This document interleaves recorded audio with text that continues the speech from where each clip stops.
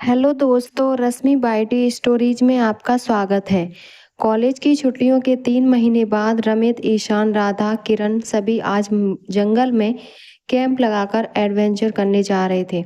ईशान के कारण उसके तीनों दोस्तों ने प्लान बनाया था। ईशान 3 महीने से दुखी था क्योंकि 3 महीने पहले कॉलेज की फाइनल ईयर की परीक्षा देकर ईशान अपनी कॉलेज की दोस्त रजनी के साथ उसे उसके घर छोड़ने अपनी बाइक से जा रहा था।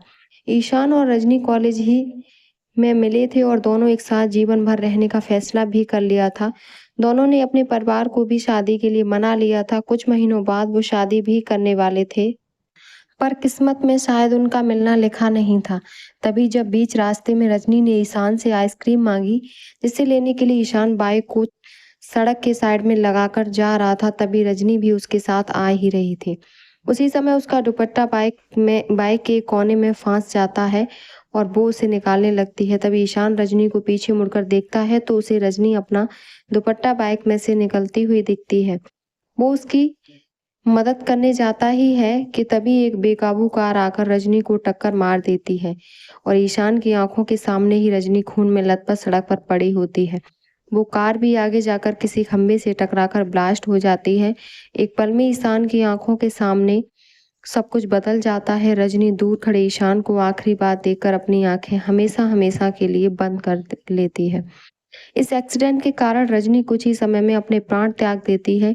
कुछ देर में वहां लोगों की भीड़ जमा हो जाती है। भीड़ में से एक शख्स एम्बुलेंस को कॉल करता है और उसी समय ईशान को जैसे होश आता है, वो भीड़ को चीरते हुए रजनी के पास आकर नीचे बैठकर उसका सिर अपने हाथों से पकड़कर अपनी गोद में रखकर पागलों की तरह बस अपने आप में बड़बड़ाता रहता है। अपनी लड़खड़ाती आवाज में कहता है, तुम मुझे छोड़कर नहीं जा सकती हो। हम तो शादी करने वाले थे। तुम मुझे छोड़कर कैसे जा सकती हो? उन दोनों को ऐसे देख कुछ लोगों की भीड़ में से कुछ लोग ईशान से बात करने की कोशिश करते हैं, पर उसे तो जैसे होश नहीं था। वो तो बस अपने आप में ही बड़बड़ाए जा रहा था। तभी एक व्यक्ति ईशान के पास पड़े उसके मोबाइल फोन को उठाता है, जो कुछ देर पहले उसके हाथ में था। वो उसके फोन से उसके घर फोन कर सारी जानकारी देता है। कुछ देर बाद ईशान के माँ और पापा उसके पास पहुंच जाते हैं और ईशान और रजनी को ऐसा देख ईशान के पापा रजनी के घर फोन कर उनकी बेटी के एक्सीडेंट के बारे में बताते हैं और ईशान की माँ उसे संभालने लगती हैं। पर अपनी माँ की तरफ देखकर भी ईशान यही कहता है, ये मुझे छोड़कर कैसे जा सकती है? इसने मुझसे वादा किया था, मैं मुझे मुझे छोड़कर कभी नहीं जाएगी। तो ये रजनी नहीं है न माँ? ऐसा बोलकर वो हंसने लगता है और उसकी माँ बस उसे समझती रहती है। तभी एम्बुलेंस भी आ जाती है और एम्बुलेंस से एक डॉक्टर बाहर निकलकर रजनी को चेक करता है और ईशान की माँ की तरफ देखकर ना में सिर हिला देता है। ईशान को पागलों को जैसे बड़बड़ाते देख उसकी माँ उससे कहती है कि रजनी मर चुकी है, पर ईशान तो बस पागलों की तरह रजनी को जगाए जा रहा था। कुछ देर में रजनी के माँ और पापा आकर रजनी को ईशान को जैसे तैसे छुड़वाकर अलग कर रजनी को अपने साथ एम्बुलेंस से ले जाते हैं और ईशान के माँ और पापा भी उसे जैसे तैसे घर लेकर आते हैं। पर 2-3 दिन बाद भी ईशान की हालत में कोई सुधार नहीं था। वो अपने ही गम में डूबा रहता था। बीच बीच में उसके तीनों दोस्त आकर उसका ये हाल देखकर दुखी होते थे, पर वो जैसे तैसे करके उसे मनाते, खाना वाना खिलाया करते थे। धीरे धीरे ईशान की हालत ठीक होने लगी और उसके दोस्त भी रोज उससे मिलते, उसे बातें करते और उससे उसके इस दुख से उबरने की कोशिश करते।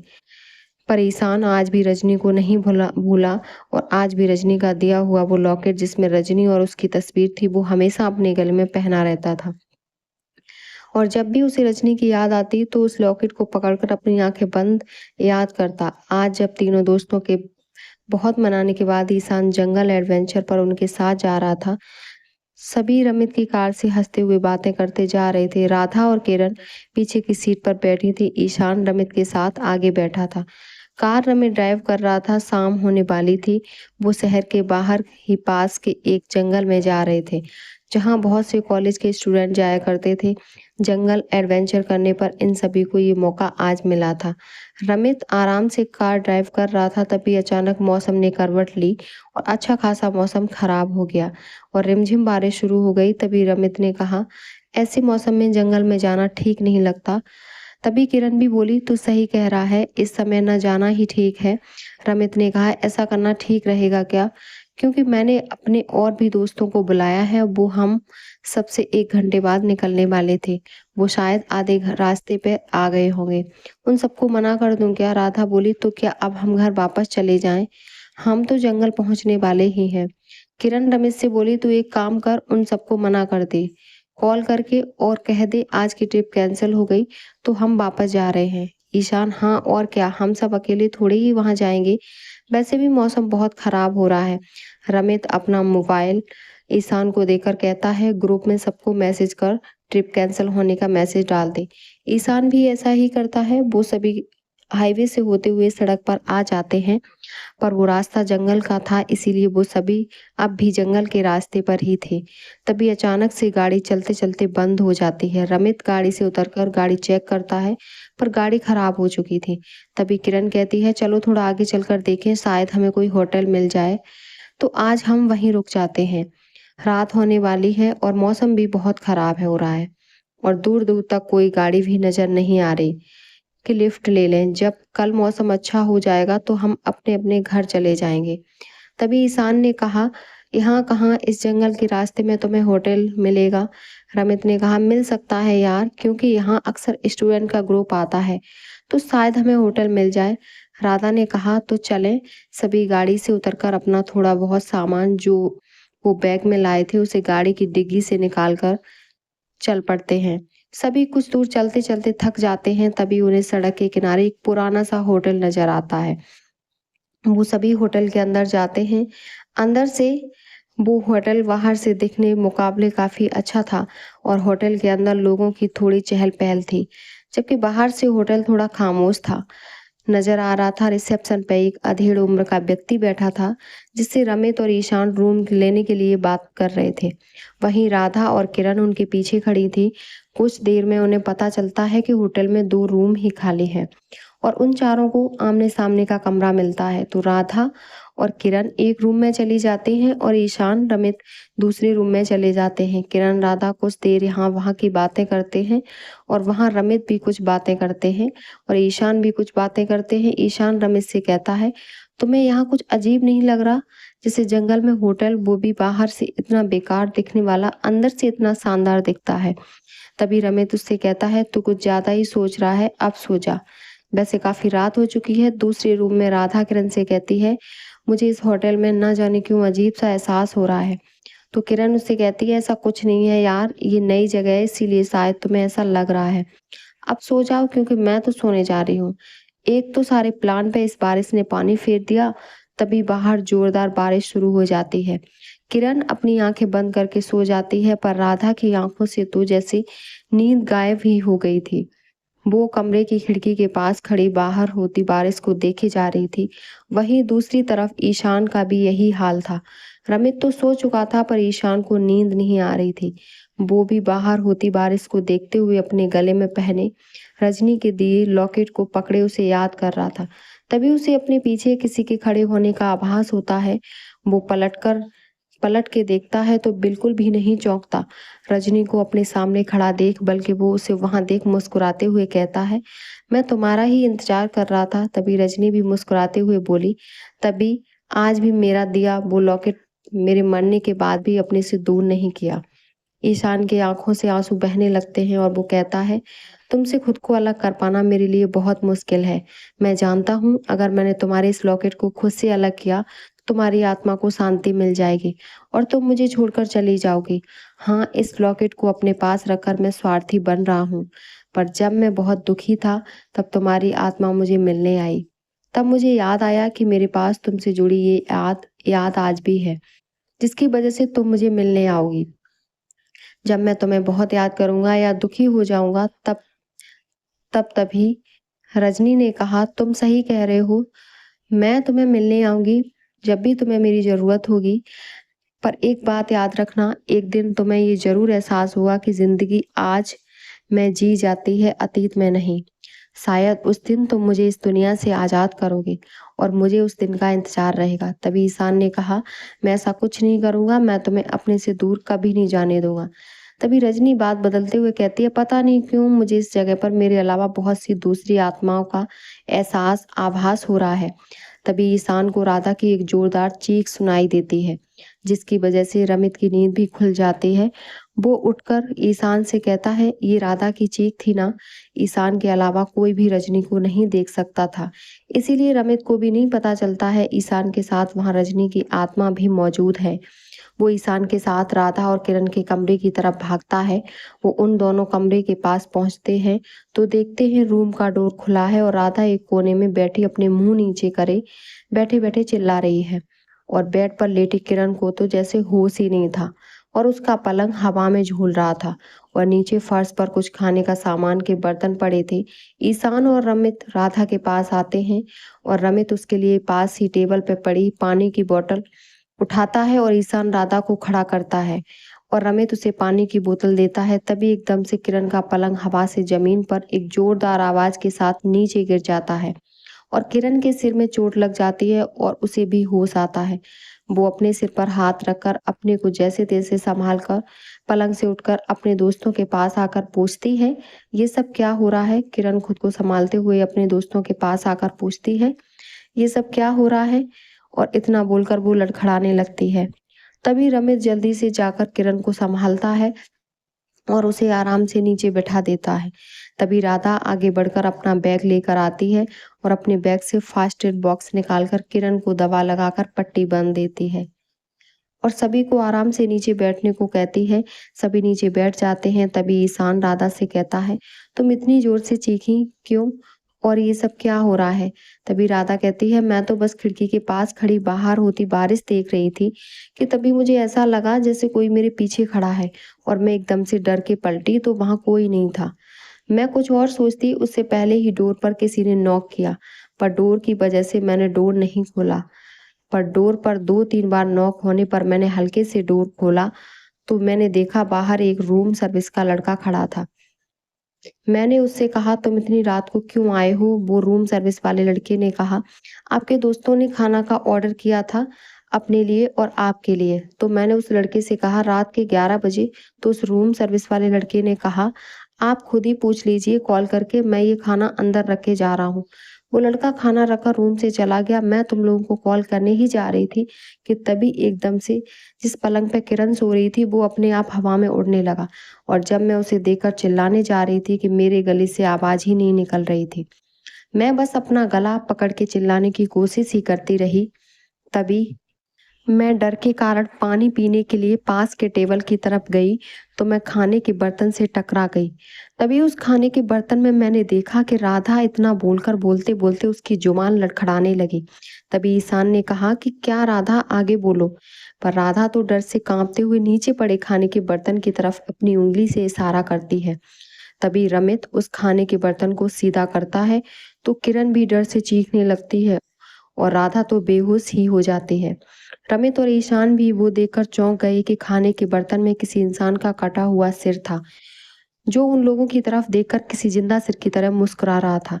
ईशान खुद को संभालता है और रमित और किरण को शांत रहने को कहता है और पानी की बोतल से थोड़ा पानी लेकर राधा के चेहरे पे छिड़कता है और राधा को होश आता है और वो जब इस कटे सिर को फिर से देखती है तो वो एकदम से डरकर ईशान को गले लगा लेती है और रोते हुए कहती है, यहाँ से चलो सब लोग, मुझे यहाँ नहीं रहना। वो बोलते बोलते रोने लगती है। ईशान राधा को अपने से अलग करके उसे समझाते हुए कहता है, प्लीज डरो मत, हम सब यहाँ से इसी वक्त चल रहे हैं। किरण और रमित भी उनकी हाँ में हाँ मिलाते हैं।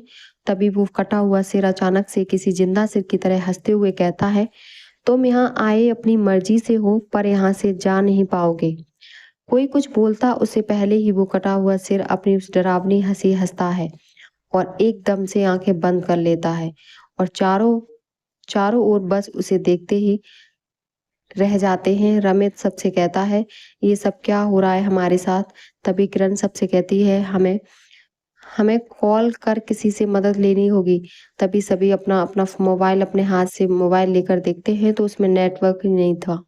तभी अचानक से पूरे होटल की लाइट बंद हो जाती है और पूरे होटल में ग्रुप अंधेरा हो जाता है। तभी ईशान अपने मोबाइल फोन की फ्लैश लाइट चालू करता है और तभी उसकी नज़र मोबाइल में शो हो रहे टाइम पे जाती है। रात के 1 बज रहे थे, तभी सभी ईशान की तरह अपने-अपने मोबाइल फ़ोन की फ्लैश लाइट चालू कर देते हैं, जिससे रूम में थोड़ा उजाला हो जाता है। ईशान अपने दोस्तों से कहता है, अच्छा है इस होटल में हम अकेले नहीं हैं और भी लोग। तो यहाँ पर एक बात मुझे समझ नहीं आई, इतनी आवाज़ों के बाद भी कोई भी यहाँ देखने तक नहीं आया। बहुत ही अजीब बात है राधा, हम इस रूम से बाहर निकलकर लोगों से मदद मांगते हैं तो शायद हमें मदद मिल जाएगी। तभी किरण कहती है, शायद यहाँ के लोग कुछ ज़्यादा ही गहरी नींद में हैं। पूरे होटल की लाइट चली गई। हमारे साथ इतना सब कुछ हो गया पर किसी की नींद तक नहीं खुली। तभी रमित कहता है, चलो बाहर चलकर देखते हैं, शायद सब पहले से ही रिसेप्शन पर मौजूद हों। तभी ईशान भी कहता है, रमेश सही कह रहा है, चलो चलकर देखते हैं। सभी रूम से निकलते हैं पर राधा कहती है, 1 मिनट मैं अपना बैग ले लेती हूँ। किरण उससे कहती है, अब इस समय भी तुम्हें बैग की पड़ी है? तो राधा कहती है, क्या पता हमें इसकी जरूरत पड़ जाए। तभी रमित कहता है, अब अपनी बहस बंद करो तुम दोनों, और राधा तुम अपना बैग लेकर जल्दी आओ। किरण के साथ मैं और ईशान आगे बढ़ते हैं। ईशान और रमित मोबाइल की फ्लैश की मदद से रिसेप्शन की तरफ जा ही रहे थे कि तभी उन्हें होटल के एक रूम से कुछ अजीब सी बहुत बुरी बदबू आती है और तभी वो दोनों उस रूम के पास रुक जाते हैं और रमित उस रूम के डोर पर नॉक करता है पर डोर रमित के नॉक से खुल जाता है। ईशान आगे आकर डोर खोलकर मोबाइल फोन की फ्लैश लाइट से अंदर देखता है तो पूरे रूम में अंधेरा दिखाई देता है। तभी किरण और राधा भी वहां आ जाते हैं और राधा, रमित, किरण भी अपने मोबाइल लेकर उस रूम के अंदर आते हैं और वो सभी मोबाइल की फ्लैश लाइट में जो देखते हैं उसे देखकर इस बार वो सब एक साथ चिल्ला पड़ते हैं।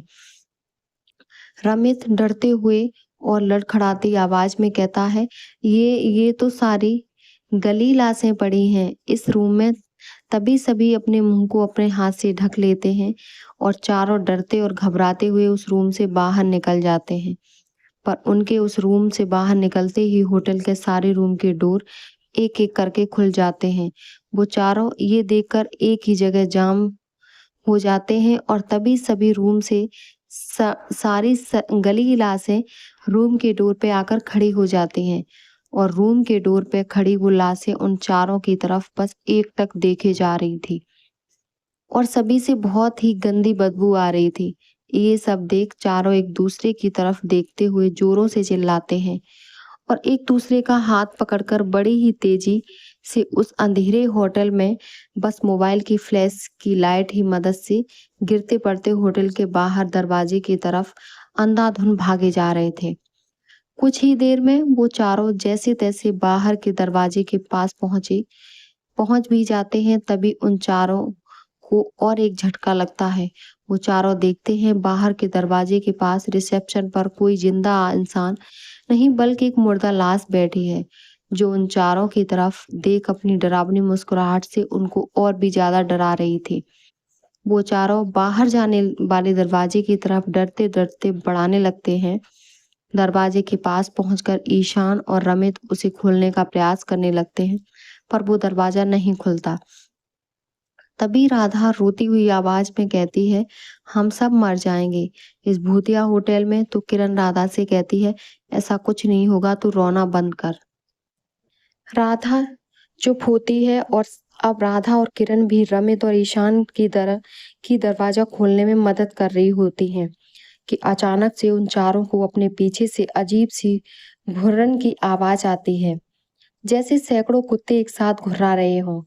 वो सभी मुड़कर देखते हैं। जब चारों को अजीब सी गुर्राने की आवाज आती है तो चारों पीछे मुड़कर देखते हैं कि तो उनकी सांसें अटक जाती हैं और हलक सूख जाता है।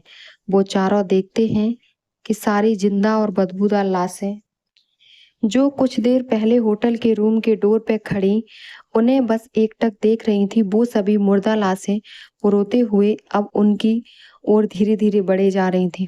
किरण और राधा तो उन्हें देखकर चिल्लाए जा रही थी। ईशान और रमित बाहर का दरवाजा खोलने की नाकाम कोशिश करते हैं। तभी अचानक से वो सारी मुर्दा लाशें उन चारों पर हमला कर देती हैं। वो चारों जोर से चिल्लाते हैं, बचाओ। तभी अचानक से कुछ अजीब सा होता है। उन सभी मुर्दा लाशों और ईशान और उसके दोस्तों के बीच एक तेज चमकदार रोशनी की लकीर सी खींच जाती है और वो सारी मुर्दा लाशें पुरते हुए पीछे हटके जमीन पर धड़ाम से गिर जाती हैं। तभी उस सफेद चमकदार रोशनी में ईशान को कोई अपना मुस्कुराता हुआ दिखता है। वो और कोई नहीं, रजनी ही थी, जो ईशान और उसके दोस्तों की मदद करने आई थी। ईशान जब एक पल के लिए रजनी को देखता है तो उसकी आंखों से आंसू बहने लगते हैं और वो रोनी आवाज में कहता है, मुझे पता था कि तुम मुझे बचाने जरूर आओगे। तभी उसके तीनों दोस्त उसका चेहरा देखने लगते हैं। ईशान तो आंसू बहते हुए नीचे ही बैठ जाता है। तभी रमित उसके पास आकर उससे पूछता है, क्या हुआ, तू ठीक है ना? तो ईशान कहता है, वो रजनी। तभी किरण और राधा भी उसके पास आकर उसे समझाते हुए कहते हैं, रजनी मर चुकी है, संभालो अपने आप को ईशान। तभी रजनी भी वहां से गायब हो जाती है। ईशान भी खुद को संभालते हुए अपने आंसू पोंछता और खड़े होकर कहता है, मैं बाद में तुम लोगों को सब बताऊंगा। पहले हमें यहाँ से कैसे बाहर जाना होगा ये सोचना जरूरी है। ईशान को ऐसा बोलते देख उसके तीनों दोस्तों में भी हिम्मत आ जाती है और तभी राधा अपने बैग में कुछ ढूंढने लगती है। तो किरण उससे कहती है, क्या ढूंढ रही है तू? तो राधा कहती है, मिल गया। तो रमित कहता है, क्या मिल गया तुम्हें? तभी वो मुर्दा लाशें भी उठ खड़ी होती हैं और वो फिर से उनकी ओर बढ़ने लगती हैं। तभी राधा बोलती है, ये लाइटर है मेरे पास, हमें बस एक लंबी लकड़ी जैसे कुछ चीज और एक कपड़ा चाहिए। ईशान उससे कहता है, उससे क्या होगा? तो राधा कहती है, हम आग से शायद इन्हें खुद से दूर। किरण, और तुझे ये सब कैसे पता राधा? राधा, मैंने फिल्म में देखा था, भूत जानवर बुरी ताकत दूर भागते हैं आग से। रमित, पर ये फिल्म नहीं है राधा। जानती हूँ, पर कोशिश करके तो देख सकते हैं ना? ईशान कहता है, ठीक है, बिना कुछ किए मरने से अच्छा है कि हम कोशिश करें। तभी ईशान अपनी चारों ओर नजर दौड़ाता है और फिर एकदम से उसकी नजर दरवाजे के ऊपर लगे पर्दे पर जाती है। वो पर्दे के साथ उसकी लोहे के रॉड को नीचे खींच लेता है। साथ में रमित भी उसकी मदद करता है। राधा पर्दे को लोहे की रॉड से बांधकर उसमें आग लगाकर उसे मसाल जैसा बना देती है और उसे रमित को दे देती है। रमित उस मसाल से सभी मुर्दों लाशों को दूर करने लगता है और राधा, ईशान, किरण तीनों मिलकर पूरी ताकत से दरवाजा तोड़ने की कोशिश करते हैं। और तभी वो रिसेप्शन वाली वो लाश ईशान, किरण, राधा की तरफ बढ़ने लगती है। तो राधा अपने बैग उसके मुंह पर जोर से मारती है और उसे नीचे गिरा देती है। किरण रिसेप्शन पर जाकर वहां पड़ी लोहे की चेयर को घसीट कर लाती है और फिर राधा, ईशान, किरण तीनों उस चेयर की मदद से दरवाजे पर पूरी ताकत से जोरदार वार करते हैं और दरवाजा आखिरकार टूट जाता है। पर तभी रमित का हाथ आग की गर्मी की वजह से जलने लगता है और उससे मसाल छूटने ही वाली होती है कि ईशान रमित से वो मसाल अपने हाथों में ले लेता है और तभी रमित राधा और किरण के साथ मिलकर दरवाजे को जोर से धक्का मारकर पूरी तरह से तोड़कर बाहर आ जाते हैं। पर तभी ईशान का हाथ से मसाल छूटने ही वाली होती है कि तीनों दोस्त मिलकर उसे बाहर खींच लेते हैं और रमित ईशान से वो मसाल लेकर उन सभी मुर्दा लाशों पे फेंक देता है और कुछ ही देर में उन चारों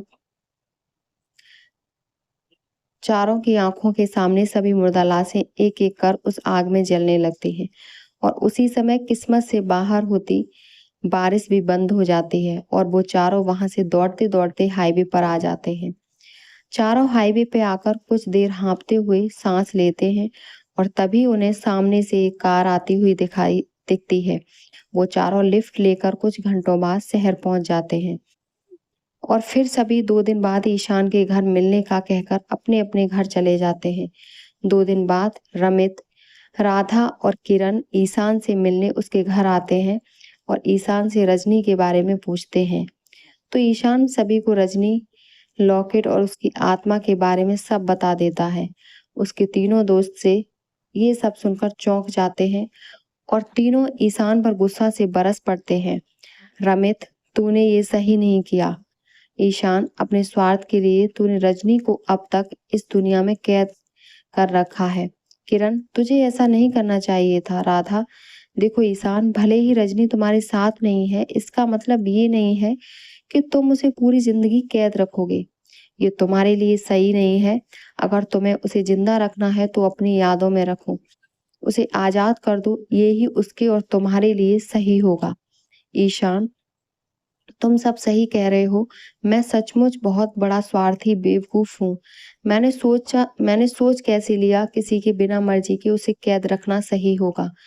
इससे रजनी को भी बहुत तकलीफ होती होगी, जैसे उस भूतिया होटल में वो सभी अतृप्त आत्माएं इस दुनिया में फंस कर कितनी तकलीफ में थीं। मैं ऐसा कुछ रजनी के साथ नहीं होने दे सकता, इसीलिए मैंने सोच लिया है कि मैं रजनी को आजाद कर दूंगा। वो जहां भी रहे खुश रहे। वैसे भी हम जिन्हें चाहते हैं उन्हें खुद से बांध कर रखने की जगह उन्हें आजाद ही रखना चाहिए। अगर वो सच में हमारा होगा तो किसी न किसी के रूप में हमें वापस मिल जाएगा, नहीं तो उसकी मीठी यादें ही हमेशा हमारे साथ रहेंगी। रमित, और कैसे करोगे तुम रजनी को आजाद? ईशान, चलो मेरे साथ। रमित, कहाँ ईशान? बस तुम सब मेरे साथ चलो। इतना कहकर वो घर के आंगन में उन सभी को लेके आता है और अपने गले से लॉकेट उतार कर वो उस लॉकेट को एक छोटा सा गड्ढा खोदकर उसमें डाल देता है और उसके ऊपर वो छोटा सा पौधा लगा देता है। ईशान कहता है, ये पौधा मुझे हमेशा रजनी की याद दिलाएगा और अब मैं हाथ जोड़कर उसकी आत्मा की शांति के लिए प्रार्थना करता हूँ। तो रमित कहता है, तुम अकेले नहीं, हम सब भी प्रार्थना करते हैं।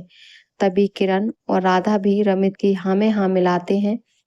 सभी हाथ जोड़कर रजनी की आत्मा की शांति के लिए प्रार्थना करते हैं और जब वो सभी आंखें खोलते हैं तभी एक पल के लिए ईशान को रजनी की आत्मा मुस्कुराकर गायब होती दिखाई देती है और वो हमेशा के लिए उसकी आंखों के सामने से गायब हो जाती है। ईशान के आंखों में आंसू आ जाते हैं। रमित ये देखकर कहता है, क्या हुआ? अब तू फिर से गंगा जमुना वाले आंसू बहाना शुरू मत कर देना। इतना कहकर तीनों दोस्त ईशान को गले लगा लेते हैं। कुछ देर बाद सभी ईशान के घर में सोफे पे बैठे थे। तभी ईशान कहता है, कोई ये बताएगा उस भूतिया होटल की क्या कहानी है? तभी राधा कहती है, मैं अपनी दादी माँ से बात की थी इस बारे में, तो उन्होंने मुझे बताया कि ये होटल सालों पहले एक कब्रिस्तान के ऊपर बनाया गया।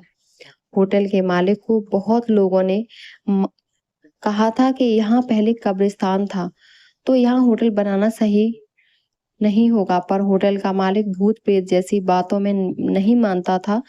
होटल मालिक को वो जमीन कम पैसे में मिल गई, जिसकी वजह से होटल मालिक ने वहां बहुत आलीशान होटल बनाया और होटल बनाने के बाद किसी को भी नहीं लगता था कि पहले वहां कोई कब्रिस्तान होगा। कुछ दिन बाद होटल की खुलने की पार्टी रखी गई। बहुत लोग आए वहां उस आलीशान होटल को देखने, पर रात के करीब 1 बजे होटल में ऐसा कुछ हुआ जो किसी के भी समझ के बाहर था।